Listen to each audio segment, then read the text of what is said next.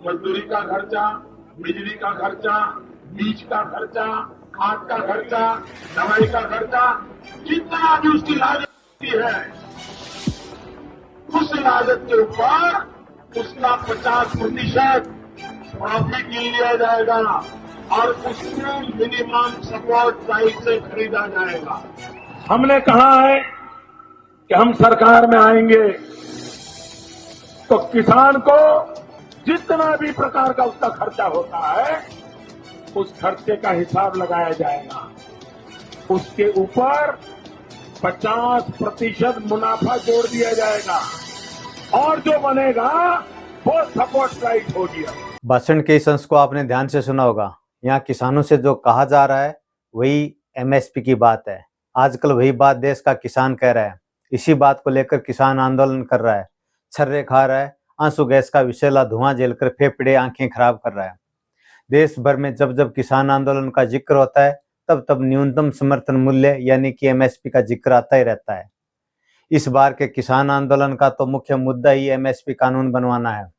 पंजाब के किसान देश भर के किसानों से समर्थन लेकर सरकार से मांग करने निकले हैं कि भारत सरकार फसलों के न्यूनतम समर्थन मूल्य का कानून बनाए, यानी कि न्यूनतम समर्थन मूल्य को वैधानिक स्वीकृति प्रदान करे। आम नागरिक जो इस मामले को नहीं समझते या फिर सरसरी तौर पर चर्चा सुनकर अपनी एक धारणा बना लेते हैं, उनके लिए यहाँ हम बात करेंगे। वे लोग बात करते वक्त कहने से भी नहीं चूक रहे हैं कि एमएसपी कानून नहीं आना चाहिए, कानून आने से तो महंगाई बढ़ जाएगी या फिर सरकार पर इतना आर्थिक भार पड़ेगा कि पूछो मत, सरकार डूब जाएगी। या फिर जिन फसलों का समर्थन मूल्य निर्धारित होगा किसान वही फसलें उत्पादित करेंगे, ऐसे में मांग आपूर्ति में भेद बढ़ेगा। या फिर वे कहते नजर आते हैं कि महंगी महंगी कारों में और बड़े बड़े ट्रैक्टरों में निकले लोग किसान कैसे हो सकते हैं, ये तो बड़े जमींदार या फिर राजनीतिक करने निकले सरकार विरोधी लोग हैं। यह सब कहते वक्त वे नहीं जानते कि किसानों की जो मांग है उसका क्या इतिहास है, उसका क्या वर्तमान है और भविष्य किस ओर तय होने वाला है। वे देश भक्त सरकार भक्त लोग यह नहीं जानते कि यही सरकार के समय या संकट नहीं है, हर सरकार के समय रहता है संकट है। किसानों की यह मांग आज की नहीं लंबे समय की मांग है। वे नहीं जानते कि जो किसान आज आंसू गैस के गोलों के बीच से छर्रे खाते सड़कों पर बैठे हैं, वे जिंदा लोग हैं जो तानाशाही हुकूमत के खिलाफ अपने हक की आवाज बुलंद करने निकले हैं। आज ही नहीं सदैव ही समय समय पर निकलते रहे हैं। खैर, यह जानना समझना उनका हो ही नहीं सकता, यानी कि लगभग असंभव है, क्योंकि वे वही देख रहे हैं जो सत्ता अपनी मीडिया रणनीति से उन्हें दिखाना चाहती है। सत्ताएं अपने बचाव में जो माहौल बनाना चाहती हैं वही तो सच होचला इन दिनों। इस बात के बीच हम सामान्य चर्चा में यह भी भूल जाते हैं कि एमएसपी है क्या, सरकार से किसान क्या मांग कर रहे हैं। समझने के अन्य आसान ढंग मौजूद होने के बाद भी हम समझ नहीं पाते। दरअसल कोई भी उत्पाद तैयार होने में एक तय लागत होती है। व्यापार की भाषा में समझें तो कच्चा माल, मशीन, बिजली, निर्माण, पैकिंग, मजदूरी खर्च आदि के समस्त खर्च जोड़कर हम एक सामान का लागत मूल्य निर्धारित करते हैं। उस लागत मूल्य में लाभ जोड़कर उस वस्तु का मूल्य निर्धारित होता है। वह मूल्य न्यूनतम मूल्य समझा जा सकता है। अब वह सामान विभिन्न एजेंसियों, डीलर के माध्यम से उपभोक्ता तक पहुंचता है। उपभोक्ता उद्योग स्थल के एकदम नजदीक भी हो सकता है और 500-700 किलोमीटर दूर भी। अब जो दूर है वहां परिवहन का खर्च भी बढ़ा, कई एजेंसियों से होकर भी वहां तक माल गुजरा, लाभांश कमीशन भी बढ़ा, यानी कि एक सामान का अलग अलग जगह पर अलग अलग मूल्य हुआ। ऐसे में उस उत्पाद का एक अधिकतम मूल्य भी निर्धारित किया जाता है, एमआरपी निर्धारित किया जाता है, यानी कि अंतिम छोर तक पहुंचने के बाद भी उत्पादक उसमें लाभ रहे, एजेंसी को लाभ रहे, अंतिम दुकानदार को भी लाभ रहे, ऐसा मूल्य। आपने हमने सब उत्पादों पर अधिकतम मूल्य छपा देखा है। बाजार में उसे खरीदते वक्त दुकानदार वह मूल्य हमसे वसूल करता है। कुछ उत्पादों पर 5-10% की छूट का प्रलोभन देकर हमें अपनी ओर खींचता भी है, सेल भी लगाता है तथा हम उससे प्रभावित भी होते हैं। सरकार द्वारा किए जाते उपभोक्ता कानूनों के प्रचार प्रसार को अगर हमने ध्यान से सुना हो तो वहां हमें बताया जाता है कि मूल्य में छूट की मांग करना उपभोक्ता का अधिकार है।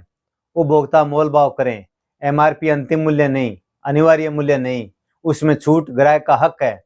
मोल भाव ग्राहक का जागरूक स्वरूप है। दुकानदार फैक्ट्री के पास है तो वह ग्राहक को उस मूल्य से अधिक छूट कर सकता है क्योंकि उसका परिवहन खर्च कम है। दूर है तो कुछ और ले सकता है, परंतु फिर भी उत्पादक छपे मूल्य में यह गुंजाइश छोड़ते हैं कि अंतिम छोर वाला दुकानदार भी ग्राहक द्वारा मोल भाव की स्थिति में कुछ छूट दे सके।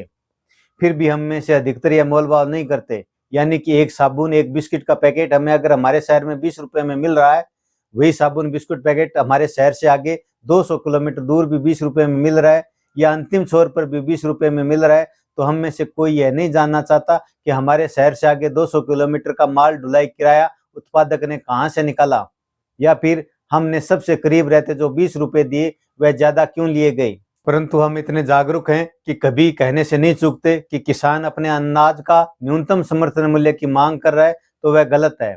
ध्यान रहे, किसान अधिकतम मूल्य तय करने का नहीं कह रहा, न्यूनतम करने का कह रहा है। अब किसान जो मांग कर रहे हैं, उससे जो महंगाई बढ़ने की बात कर रहे हैं, वह यह क्यों नहीं कहते कि किसानों से न्यूनतम समर्थन मूल्य पर फसल जो खरीदी जाएगी सरकार उसका अधिकतम मूल्य भी तय कर दे। यानी कि गेहूं का प्रति क्विंटल न्यूनतम समर्थन मूल्य आज 2275 रुपए है, तो पैकिंग, भंडारण, परिवहन आदि खर्चा जोड़कर उसमें तय मुनाफा जोड़कर गेहूं का प्रति क्विंटल अधिकतम मूल्य सरकार क्यों नहीं निर्धारित कर देती। यानी कि सरकार ये क्यों नहीं कहती कि गेहूं किसान 22 रुपए 75 पैसे प्रति किलो में बेच रहा है, तो उससे भले ही सरकार खरीदे या फिर अनाज व्यापारी उसका मूल्य आम ग्राहक से 25 रुपए से अधिक नहीं ले सकते। अगर ऐसा सरकार करे तो फिर उद्योगपतियों को जो कमाने की खुली छूट है वह बाधित होगी, तथा उद्योगपति सरकार का समर्थन क्यों करेंगे। उद्योगपतियों के टीवी चैनल फिर हमें सरकार के पक्ष की बात क्यों दिखाएंगे, और हमारा जनमानस फिर किसानों के विरोध का क्यों बनेगा। वह तो सरकार के विरोध का बनेगा ना। बस यही खेल है। हमने देखा है कि गेहूं का आटा बाजार में 30 रुपए से लेकर 60 रुपए किलो तक की विभिन्न पैकिंगों में बिकता है। हम खुशी खुशी लाते हैं, यह सवाल ही नहीं करते कि 22-23 रुपए किलो की गेहूं का आटा 60 रुपए किलो कैसे हो सकता है। गेहूं को चक्की में पीसकर आटा बनाने तथा उसे पैक कर हम तक पहुंचाने में क्या 30 रुपए प्रति किलो लागत आ जाती है। किसान के 6 महीने के पसीने से भी अधिक। यह मुनाफा या लूट किसकी है, कहां जा रही है। ठीक यही हालत अन्य फसलों की है, फसल से तैयार उत्पादों की है। अपने राजस्थान में इन दिनों चावल बेचने पंजाब के किसान सीधे शहर शहर कस्बे कस्बे में आने लगे हैं। उनके पास 20-25 रुपए से लेकर 40-50 रुपए प्रति किलो मूल्य के चावल रहते हैं। वही चावल हमारी शहर की दुकानों में 1.5 या दुगने भाव में दुकान मौजूद रहते हैं। मॉल्स में तो और भी महंगे। क्या हम नागरिकों ने कभी सरकार से मांग की कि चावल का न्यूनतम मूल्य तो निर्धारित कर दिया, अधिकतम मूल्य भी निर्धारित कर दो, ताकि हमारे शहर के दुकानदार या घर घर पहुंचकर बेचने वाले लोग हमें ठग नहीं सकें। पर यह मांग हम नहीं करते, तो फिर महंगाई कहां से आ रही है। न्यूनतम समर्थन मूल्य लागू होने से या फिर अधिकतम मूल्य लागू न करने के कारण। अधिकतम मूल्य लागू न होने से ही ना। अगर सरकार कानून बना दे कि गेहूं का समर्थन मूल्य जो आज वह दे रही है 2275 रुपए वही रहेगा, पर अधिकतम मूल्य 2500 या फिर अंतिम छोर तक 3000 रुपए ही रहेगा। उससे अधिक मूल्य पर कोई गेहूं बेचता पाया गया तो वह जुर्म होगा, उसे सजा होगी। तो फिर क्या बाजार में व्यापारी महंगाई की चपेट में आम ग्राहक को ले सकेगा। ऐसे में समझना है कि महंगाई बाजार का निर्माण है, किसान का निर्माण नहीं। किसान तो अपनी लागत की मांग कर रहा है कुछ लाभांश के साथ। वह कह रहा है कि उसे न्यूनतम समर्थन मूल्य से सस्ती फसल बेचने पर विवश न होना पड़े, इतना बंदोबस्त कर दो, कानून बना दो, ताकि उसकी खेती बची रहे, वह जिंदा रह सके, सस्ते में फसल बेचने पर मजबूर न हो। यहाँ एक और बात समझनी है, किसान यह मांग करते वक्त एक बड़ी बात कह रहा है। वह कह रहा है कि भारत सरकार मौजूदा समय में जो एमएसपी दे रही है, एमएसपी देने का ढोल जोर जोर से बजा रही है, व्यापक प्रचार कर रही है, उसी एमएसपी का कानून बना दो। यानी कि आंदोलनकारी किसान एमएसपी बढ़ाने की मांग पर जोर नहीं दे रहे। किसान कह रहे हैं कि श्रीमान सरकार, आप जो दे रहे हैं उसे कानून बना दो बस।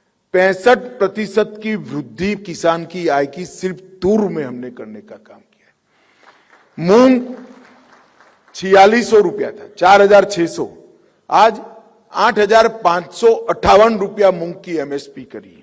सरकार से यह मांग किसान इसलिए कर रहे हैं कि जो घोषणाएं माननीय सरकार वर्ष में 2 बार रबी खरीफ की बुआई से पूर्व करती है, फसलों के न्यूनतम समर्थन मूल्य की घोषणा, वह घोषणा देश में एक नीति भर है, सरकार के स्वविवेक पर निर्भर नीति, कानून नहीं है। यानी कि कोई सरकार कल चाहे कि उसे न्यूनतम समर्थन मूल्य घोषित नहीं करना, तो सरकार को कोई बाध्य नहीं कर सकता। सरकार चाहे तो घोषित करे, चाहे तो नहीं करे। ऐसे में किसान क्या करे। किसान चाहता है कि यह कानून हो, ताकि सरकार उस कानून को मानने पर सदैव बाध्य रहे कि उसे न्यूनतम समर्थन मूल्य घोषित करना ही करना होगा, देना ही देना होगा। किसान गारंटी चाहता है, वही गारंटी कानून के रूप में जो सरकार इन दिनों प्रचार में धुआंधार लगी है कि यह फलां की गारंटी है, फलां की। अगर कानून बन जाता है तो कोई भी सत्ता, भले वह इस दल की हो या उस दल की, उसे ठग नहीं सकती। उसकी आजीविका पर हमला नहीं कर सकते। ऐसे में सवाल बड़ा है कि जब किसान न्यूनतम समर्थन मूल्य की मांग कर रहे हैं तथा जो उसके विरोध में है, जिनको लगता है कि ऐसा होने से सब गड़बड़ हो जाएगा, वे सरकार से मांग क्यों नहीं कर रहे कि सरकार हर फसल का अधिकतम बाजार मूल्य भी निर्धारित कर दे, ताकि किसान को मिले मूल्य और ग्राहक के लगे मूल्य के बीच में ज्यादा अंतर न रहे। यह अंतर वाला मुनाफा बीच में मुनाफाखोर न खाए। जो पसीने से सींचकर फसल तैयार करता है उसे भी वाजिब मूल्य मिले। जो उस फसल को खरीदकर बाजार में लाता है, बेचता है, व्यापार करता है, उसे भी वाजिब लाभांश मिले तथा ग्राहक को भी फसल उचित मूल्य पर मिले। एक संतुलन रहे, व्यापारी भी जिंदा रहे, किसान भी जिंदा रहे, ग्राहक भी महंगाई की मार न झेले। पर यह अधिकतम मूल्य तय करने की मांग हम नहीं करते। व्यापार समर्थित बाजार, सत्ता, मीडिया या तंत्र हमें करने की सोचने नहीं देता। तभी तो बम्पर पैदावार की स्थिति में किसान अपनी फसल को सड़क पर डालने के लिए मजबूर होते हैं। वहीं कम पैदावार होने पर कालाबाजारी करते दुकानदार हमारे सामने होते हैं। किसान अपने पसीने से सिंचे खेत से 2 रुपए किलो टमाटर, प्याज बिचौलियों को बेचने पर मजबूर है। बिचौलिए किसानों से 2 रुपए 3 रुपए किलो खरीदते हैं तथा बाजार में लाकर 20 रुपए 30 रुपए किलो हमें बेचते हैं। किसानों को थोक बाजार में टमाटर की कीमत 1 से 2 रुपए प्रति किलो मिल रही है, जिससे किसान अपनी लागत भी नहीं निकाल पा रहे हैं। टमाटर की कम कीमतों से परेशान होकर किसानों ने कई टन टमाटर सड़क पर फेंक दिए। घर बैठे हम महंगाई का रोना रोते हैं, पर कभी ये नहीं कहते कि अगर हम 20 रुपए किलो लाए हैं तो उसमें उत्पादक किसान को 15 रुपए किलो तो मिले ही मिले, भले ही बीज का व्यापारी 5 रुपए किलो का लाभ ले ले। ये हम इसलिए नहीं कह पाते, आंदोलन इसलिए नहीं कर पाते क्योंकि सत्ताएं तथा उद्योगपतियों का गठबंधन हमें यह सोचने नहीं देता। वे सीधा सीधा वातावरण बनाने में कामयाब होते हैं कि किसान ही महंगाई के कारण है।